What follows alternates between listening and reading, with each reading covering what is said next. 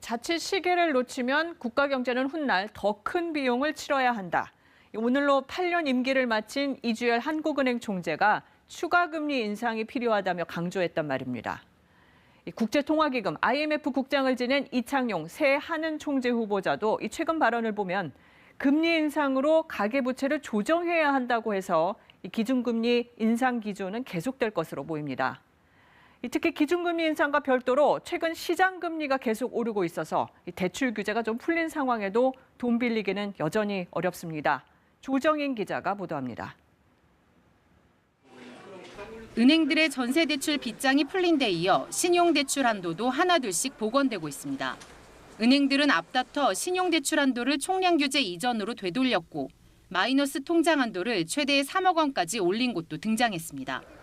당장 자금이 필요한 실수요자는 한숨 돌렸다지만 급등한 집값과 치솟는 금리는 또 다른 걸림돌입니다. 1억을 올려달라고 하더라고요.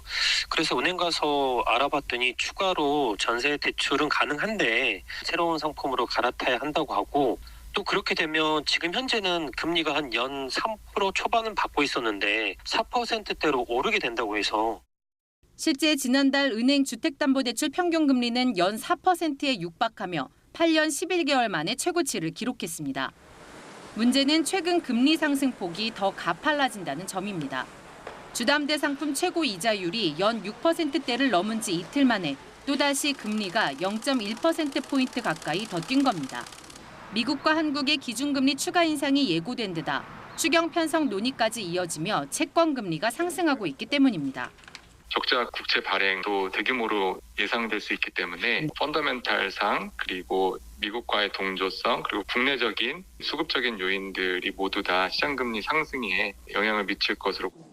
은행들이 가계대출 확대에 시동을 거는 가운데 금리까지 급격하게 오른다면 부실 우려가 커질 수 있는 만큼 대출 규제 완화에 신중해야 한다는 지적도 나오고 있습니다.